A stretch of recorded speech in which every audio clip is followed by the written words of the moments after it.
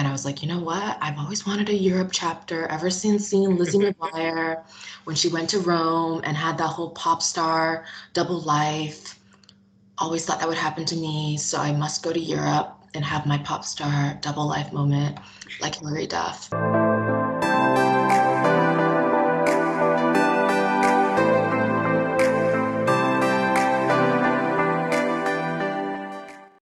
What's going on, guys? Welcome back to the Taka Guy family. If you're new to this channel, my name is Taka, and through this platform, I encourage college students to cultivate a positive growth mindset, alongside with guest speakers who come from all walks of life.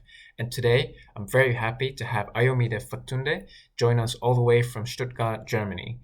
She's currently part of Daimler's leadership program called Inspire, where she works as a partnership manager at Mercedes-Benz Digital House. She graduated from MIT in 2018 studying chemical engineering, and today in this video, she'll be covering why she wanted to work in Europe, her philosophy on leadership, and how you can build your own leadership style. Now, if any of these topics interest you, make sure you keep watching and hope you enjoy my conversation with Ayo. So without further ado, let's jump right in. Just to give everyone some context, I was the one that actually reached out to Ayo through LinkedIn, as I was very interested in one of her programs that she participates in, which is called the Inspire Leaders Lab program as part of the Daimler's leadership rotational program. And so I got to know her over LinkedIn messaging. So that's basically literally how I reached out to her. And here we are today. We'll be covering all sorts of topics, all the way from Daimler's leadership rotational program to Ayo's journey up to this point, as well as some important why teamwork and leadership is really important, and some of the philosophies around leadership from Ayo's perspective. So without further ado, Ayo, let's start with sort of where you grew up and your upbringing, if that's all right. Sure. So I was born in Lagos, Nigeria, and my family, well, my mom and I, because she raised me as a single mother, um, moved to South Florida in the US when I was 8 years old. So I identify mostly as American just because of that's where I went to high school, that's where I went to middle school. That's what my accent is. Yeah. But a lot of my formative childhood memories were in Nigeria, and my Nigerian accent still comes out situationally. Um, let's see, after high school, I went to MIT. I studied chemical engineering, and almost got a minor in energy studies, but missed it by like one credit because senior Oof. year, I just got over it. Don't do that in your senior year. Finish your minors. Um, but had like I would say a very wide variety of internships during university. Mhm. And I think I always try to center on what do I want to learn and where do I want to be. And so I ended up doing a lot of pivoting. So the first summer of freshman year, I spent it in India actually, because I really wanted to do work in rural spaces. And we were trying to make a biogas digester for some villages in Karnataka, and Tamil Nadu. And it was a summer in which I know that if I had done it later on in my life, when I knew more things, was better at being alone, would have been so much more fruitful. But it was still fruitful, but it was overwhelming. It was an overwhelming summer. And and that is all right. But after that, I was like, okay, I want to get a little bit more industry experience because that was more on the academic side, nonprofit focus. So then I worked for a pharmaceutical company called Teva, and this is another abroad experience. I had the university send me out to Israel for this, Wow. and that was also that was a really fun summer. And I got to do like really intense, like fun lab work and learn about different instrumentation. And I think learning lab work in pharmaceuticals is where you learn the most about structure and precision because it's Uh, like the notes you have to take and the tolerance levels are so thin, right. because everything has to go to the FDA and to these like regulation agencies. So that was a very cool experience. Um, but then I was like, I don't really want to work in pharmaceuticals. So pivoted again. Yeah. Um, and At my junior year, the summer after my junior year, I actually did two separate things. So first, I did an internship with GE Power, based in Schenectady, New York, and so I was a generator installation intern. So I got to do really cool tests on the cure process for the installation in the generators, Hmm. which it's really hard to describe what that is without seeing it visually. But it's the Okay. stuff that like it's the sticky stuff. There's sticky stuff that you put inside this giant, it's gigantic. It's the size of my house, what these generators are, right? So, um, and they were trying to save costs by like decreasing the amount that the heat that you needed to cure and also the time required to cure it. And so we were just testing out different formations, different iterations of it. And so it was really cool to see industry from the engineering side, but I don't think in that internship I got a really good sense of of the big picture of like I very particular onto generator installation, but like I know nothing about generators as a whole kind of vibe, you know. Right. Um, Right. and so that same summer, the week at like the following week after I ended that internship, I did the Bain engineer no the Bain what is it called, the Bell program. It's like this 1 week program that people can do to like spend a week in consulting work and see if they like it. uh Wait, actually I got my years wrong. I did the Bain program after my sophomore year. I don't remember, something like that. Yeah. And I found it really valuable because they had us do like a little practice. We got to hop onto a case team for a little bit. I did something on like paper packaging. They're trying to decide if they should go into the craft beer market. I did some fun charts. Um, and it was just really good because I had so many friends who were telling me about consulting and like how much they liked it or didn't like. There's a lot of conflicting opinions. Yeah. So I really like that I got to like make the decision myself of experiencing it and saying, okay, I don't think this is for me. Yeah. Um, and for that one, the reason was more like I like positions where I'm closer to the product, and closer to the thing that I'm making. And so consulting always feels, even when you're on a project team working very closely with the CEOs and all the companies, it's still you still don't own it. It's still not yours. And Gotcha. so I like roles where I get to feel like I own it. Um, Were and so you go When ahead. you say you wanted to own your work, obviously you were, before that at GE and other places, at your pharma company that you did your internship. It was more, let's say, the you were at the front line.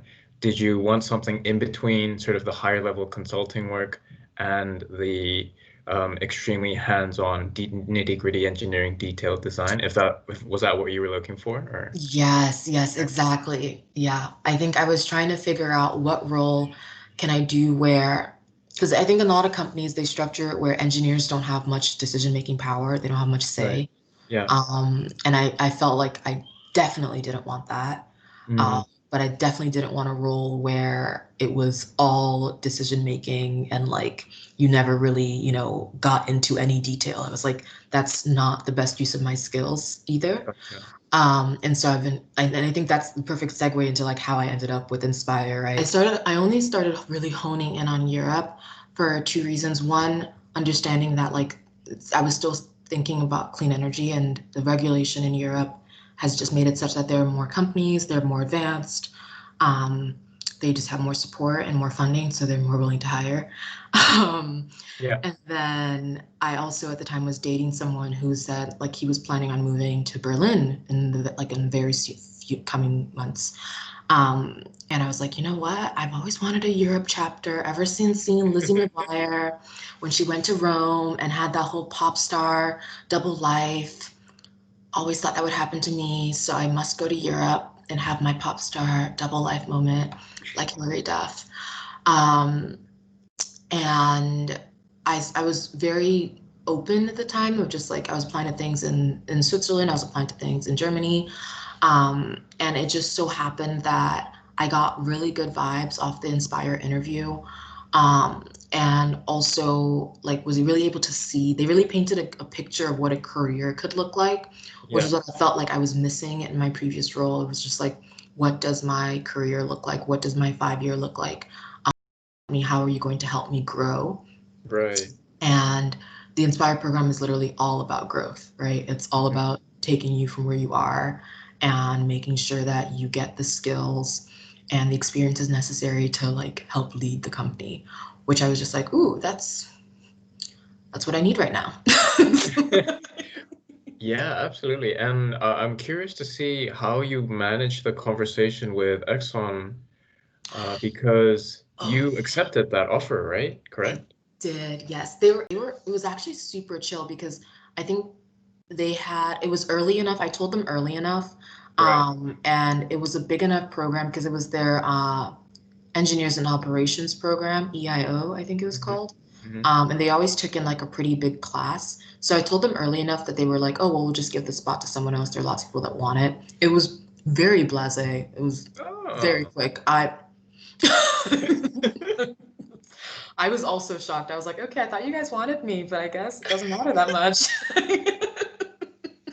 I think what you mentioned, Ayo, here is really, yeah, you're saying it in a very casual manner, but I think it's a key learning lesson here for at least the audience is, I talk about this in my blog, by the way, shameless plug, about ending things on a good note, Mhm. um, whether that's with employers, with contracts, or in general personal relationships. I think whatever happens between you and your counterpart, being able to end things on a good note somehow is always a positive. I think in the long run, for example, if Aya wanted to maybe go back into the oil and gas industry and she reaches out to Exxon, she'll at least have a contacts there where she can potentially go back into that field. So yeah, I think thanks for sharing your story over there. That's a really good point. Yeah, I hadn't synthesized it into that, but I did make sure to, because I did consider them people that I respected and liked Right. and I wanted them to keep respecting and liking me. So I was very open with them throughout the whole thing, right? I was like, I want this gap year to learn these things. And then I was like, well, I can't take the job for these reasons.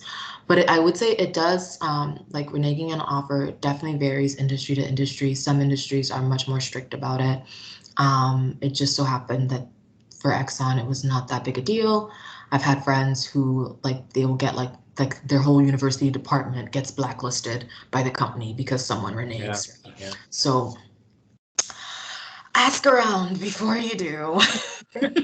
Also a great point. Yeah, thanks for adding to that. And now you're at Daimler. It's been quite a while, right? I think you're on your third rotation, correct? Yes, yeah. So it's been a year and like a few weeks, which is so odd. It really flew by.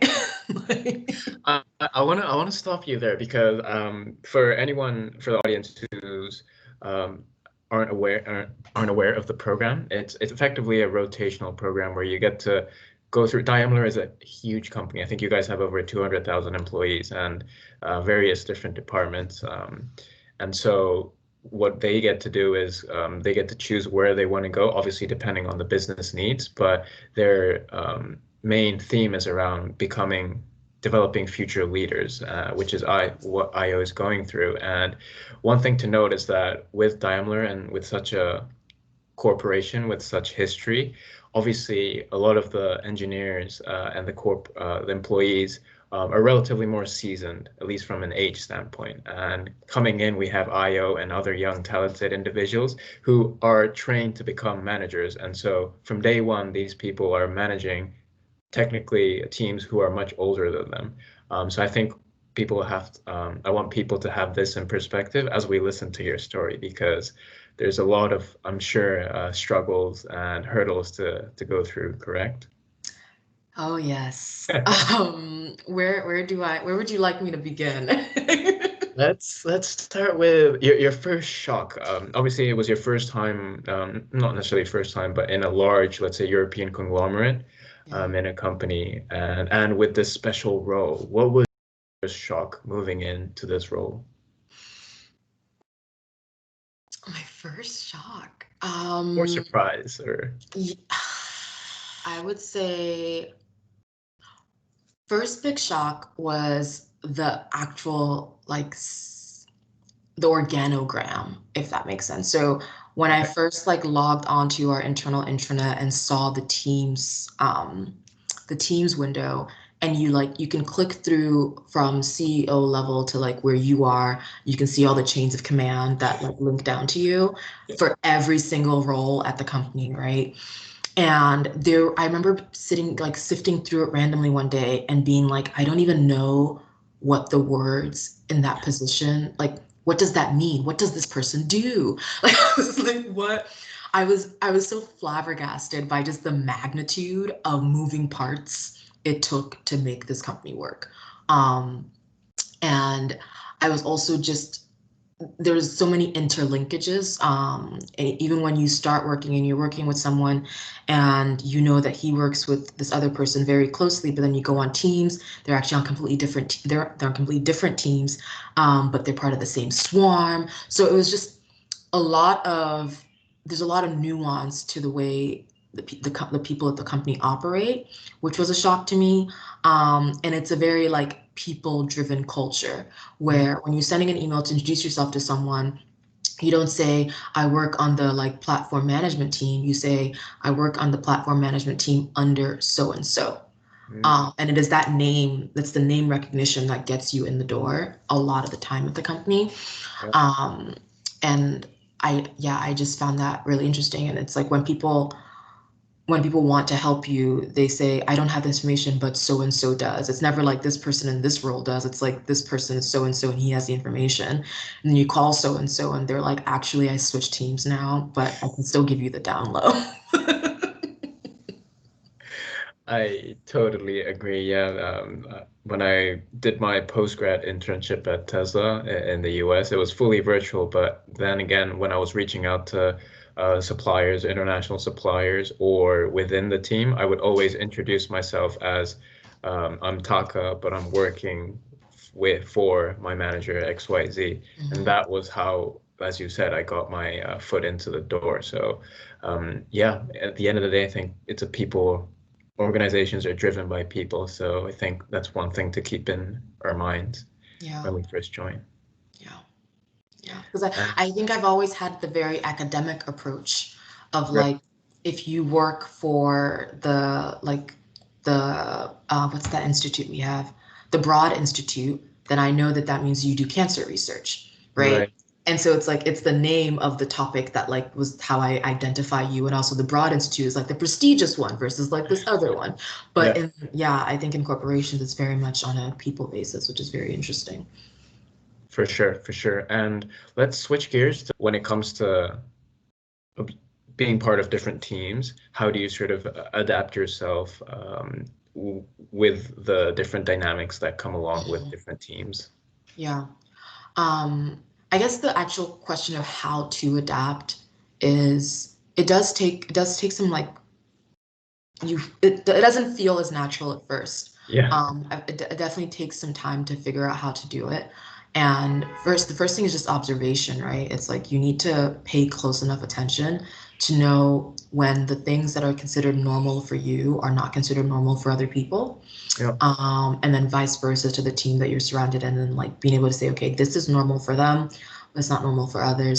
And the hardest part about my first project, I would say, was because I was new to both the company, the culture, and the country and the industry. There were so many things where I was like, is this normal for Germans in general? Team? Is this company?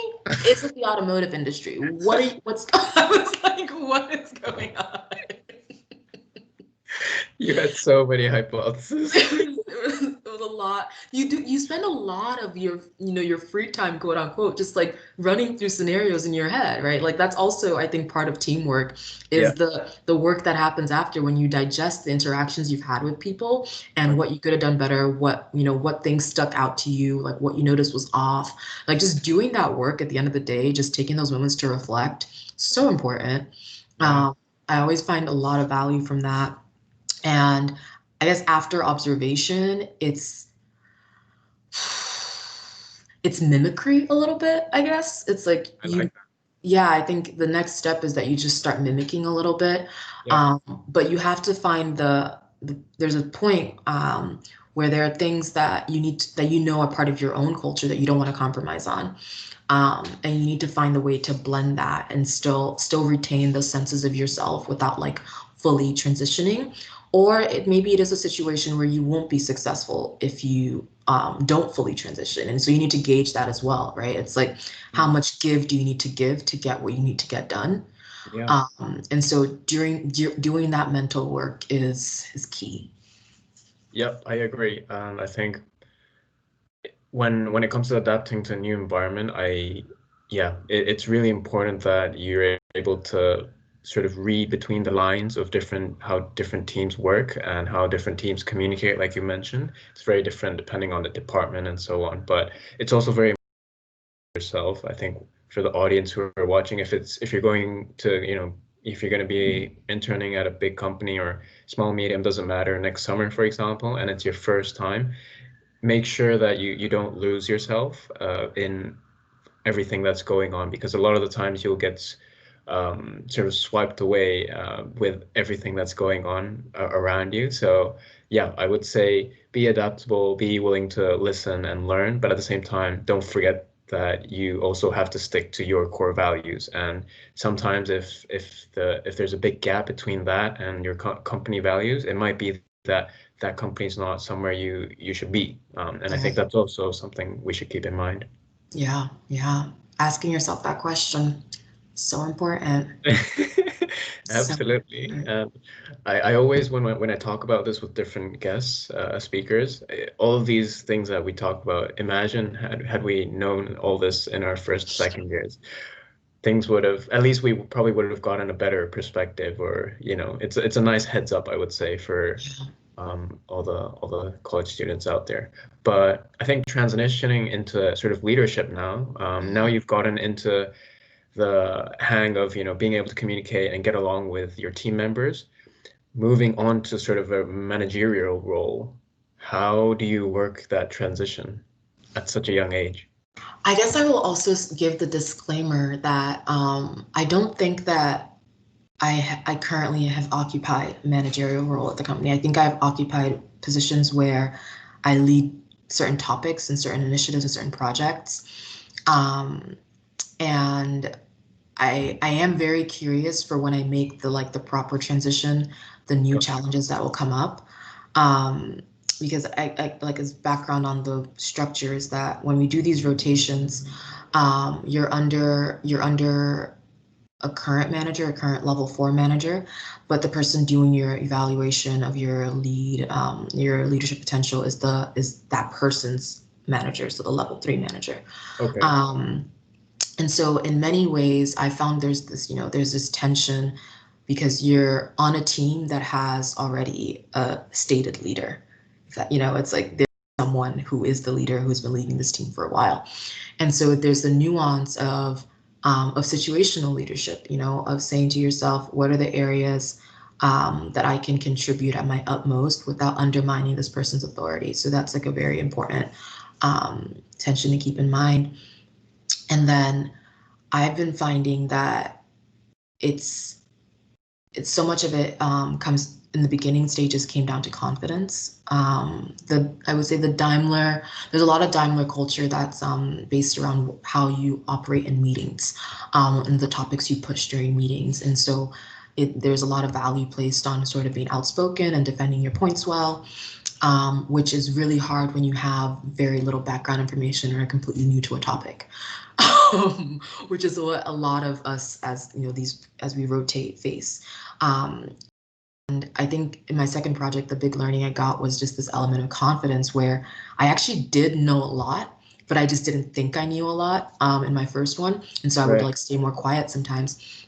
And then in my second one, the my level 3 manager said to me, if you want to be a level 4, you have to start acting now. It's like you need to make that claim in the meetings. And so just having the confidence to say the things that you believe are true, and then if you are not sure, still say something is a really like just being confident when you're unsure is one step. Um, Hard to do, no? it's hard. It's really hard. I I love having all the facts and figures and knowing for certain that this is, this is the 87% probability. Like, I love that. But in many situations, in many contexts, as this year has shown, you are leading in uncertain times and in uncertain parameters. And you need to be able to still function and still be confident and still make decisions, but also, like, admit your mistakes, right? And also be willing to learn.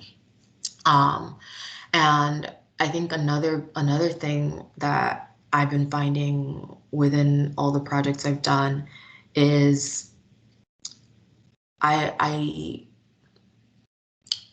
I like the work I do in the beginning to build relationships with people. And the work you do to show your competence and sort of show your credibility is really important. And by that I mean it's a prolonged first impression, when you are a new person at a company.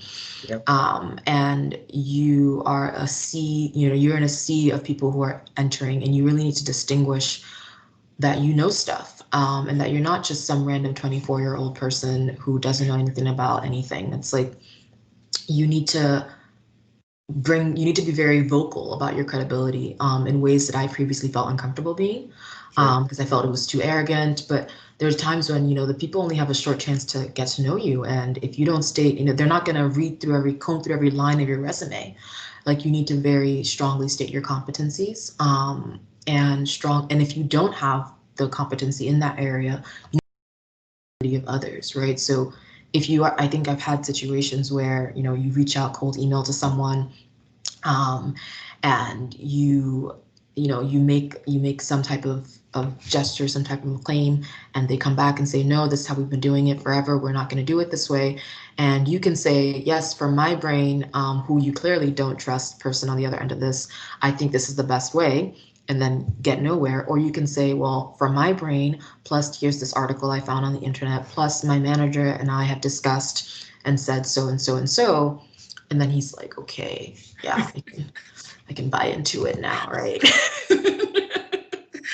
I think, yeah, it's I can totally relate to this because when I think this probably more so applies to large corporations, and when it comes to building up your trust quickly and building up relationships both within the company as well as outside stakeholders, especially if you're on like a short-term internship, you don't have that much time to build up that initial, let's say, trust.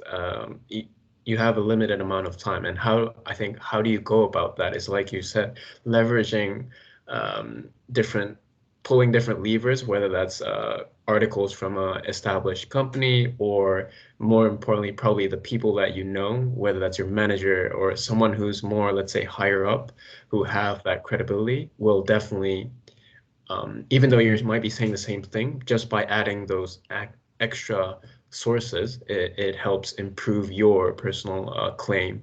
And I think that will help accelerate your implementation moving forward. Yeah, So, yeah. And I guess in terms of like my style, I'm definitely still in the process of forming my style, but I'm honing in on some key things. One, I like being seen as an empathetic leader, which I think everyone should want. I think every human being should want to be empathetic. sure. But when you like bring it into the leadership context, I think it means that when something doesn't go as planned, or when someone underperforms, or when someone does something that doesn't stick right with you, it's not, you have to ask the question of why, as opposed to like feeling the anger first, Hmm. and try to understand why they're behaving that way, what circumstances are in their place. It's like, okay, yes, is this person a blocker, or are they themselves blocked by a number of things that I can't see, right? And taking that perspective and always trying to make sure people feel appreciated, make sure they feel heard. It's like so much of working in a professional context is about stroking people's egos, right? Like, you really just have to. It's a great way to phrase it. Yeah, I like it. it's just, it's and to stroke an ego, you have to understand it. You have to understand what motivates it. You have to understand what hurts it, and you have to make sure to respect people and respect their pride. And especially, as you said, when you're this super young person, um, trying to get people who have been doing their jobs for decades to do things that are new, you can't say you're doing your job wrong. That's Yeah. disrespectful. That's Mm. so disrespectful. But you can say, I want to learn from you. Like, I want to learn how you're doing things now, but I also hope that you, in some way, want to learn from me as well. And you have to understand that you have to bring in that you respect their expertise, but also, as I said, lean on the credibility of many people and show them new ways to do things. Um, and I guess one final of my leadership style is I'm pretty sure I said this during my Exxon interview, which is so funny. I was like, I really I was like, I really, really believe in the servant style of leadership, a la Oh, Jesus. wow. Yeah. Um, Yeah, yeah, yeah, yeah. because it's like you're in a position to help people deliver their best work, and I want everyone that ever works with me to feel fulfilled and to feel like they're self-actualizing, like Maslow's hierarchy of needs, right? Like, I want you to come into the workplace every day and be happy to be there and Yeah. contribute in valuable ways. And as a leader, I think you are the enabler of your team's success. Like, if you are the person that needs to stand in and say, how can I help you be successful? Um, as opposed to like, how can you do what I want today? Right. Mm. And I think to do something like that, you have to have a lot of trust in your team. Yeah. You have to have they have to have a lot of trust in you as well. Um, and then also that whole passion for excellence that goes all in there. Yeah. Yeah, absolutely. I think those two key themes around showing empathy for your colleagues and the people that you interact with, as well as this idea of servant leadership, where you, as a leader, technically by status, you are, let's say, one hierarchy above them, but actually you're the one sort of creating that environment where your team members can strive and, be psychologically safe, as they would say, where your team can express their opinions in a safe way, and people can have therefore constructive discussions that leads to in the end to great outcomes for Yeah. the business and commercially as well. So I think those are very powerful words, and we can't wait to see you lead Daimler in the Oh future. goodness. No pressure. No pressure. Yeah. Oh goodness. Oh, Oh, I just thought of, so as you were talking, I was like, wait, but I'm actually not that nice. oh, okay. One of I think another, like the third pillar, I'm one of those random Americans who's very German in her feedback style. If you listen to the stereotypes about cultural directness and Okay. explicit versus implicit. So I am very rough when in terms of delivering to perfection and to quality. And so I really enjoy open feedback cultures where people don't bring, what's the word for it?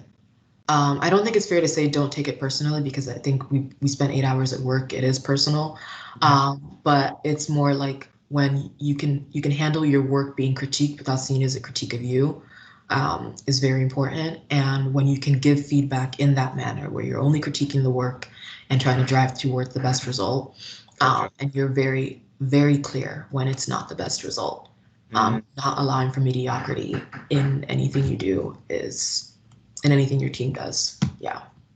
I think it might be sort of a very German thing, because when I worked in Hamburg it was only for 3 months, but it was really funny. The first day of my work, I had a quick interview with the manager, right? And he was going through my resume, and he was basically from the get-go, he just said how bad and terrible and how shite my resume is, and I was like, okay, well, great start. I'm gonna have a great 3 months there, which I ended up having. But I really appreciated the fact that I had more of a US style based resume, Mm, which is obviously very different from a German style based resume with all your personal information and photos have to be there, which I didn't have. So I learned from day one about this very straightforward, transparent feedback loop, which I personally appreciated. So throughout the whole 3 months, it was really easy for me to improve my work and bring mhm. more quality work, because I knew that they weren't like personally attacking me. It's more about the quality of the work or the content that had to be improved. So Yeah. it was very interesting. It's rough the first time. Yeah. I think if you go in with an open mindset, it'll definitely make your life a little bit easier because when you're not used to that kind of culture, um, one can say it could be shocking. Yeah. It could be a shock to you for sure. Yes. Yeah. And Um, you really gotta blend it. I kind of really enjoy the fact that I did grow up in the States because I think I'm better at tuning it and refining the feedback so that the audience is more receptive to it than some sure. of my like other colleagues, as you just described, where it's like, this is why it's terrible, go, go, go. Where I try to make sure to still say that and still say it directly, but also being aware of where the person is coming from and if they're familiar with this style of feedback. And one thing I would maybe add is when you don't have, let's say you're a college student and you're not sure if you're a leader or not, which I think everyone is. Everyone is a leader, no matter, regardless of the status. I think you can lead in any different position. But if you're trying to sort of craft your leadership style, which I currently am as well, one great way is to actually join these rotational programs like IO is doing, or just join industry and see how your managers are treating their team members and how different people have different leadership styles, and sort of um, learn from them by observing, like Ayo said, and then sort of taking bits that you think are really helpful for you as a leader in the future and try and implement and see if that works or not with your team members. And I think it's kind of a trial and error process over the long term. And you sort of have to mold yourself into the leader that you believe is the, let's say, the best shape or form of leadership. Yep, yep. And there are books. I mean, if you don't have the opportunity to observe people in real life, find some aspirational leader out there that you think is cool. I bet you they've written a biography. 100%. Yeah. I can throw out a couple. There's Ray Dalio from Bridgewater Associates. There's Steven Schwartzman from Blackstone, and many, many more. So yeah, reading books is also a great way. 100% agreed. I know we're running short on time, Io. So, are there any sort of tips or advices you would give to current college students who are going through these unprecedented times? Oh, through the unprecedented times. Oof. It's so hard. I think give yourself a break, but don't give yourself too much of a break, I guess. Um, it's, I think so many college students are facing, I couldn't imagine having to deal with it right now. Yeah. And I just hope you guys all stay optimistic. What the normal advice I give to college students when it's not a pandemic Non-pandemic advice. is when you're choosing your path during school, it's really helpful to envision the future career. And by that I mean that when I was first entering university, I didn't fully know much about like the majors or engineering. I didn't know there was no one in my family that had done engineering. There was no one really in my network in my high school that could tell me much about it. Sure. And all I could do was I would stalk the LinkedIn's of people that I thought were cool, or like I saw give a panel talk, and trace back what they studied and like their path.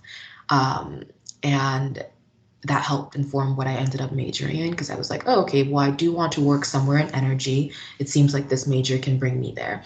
And so sometimes if you're not sure which topic you like the best, it's easier to sometimes imagine what type of life you like the best and like who the role models that have that life are, and then just kind of stalk them to see how they got there.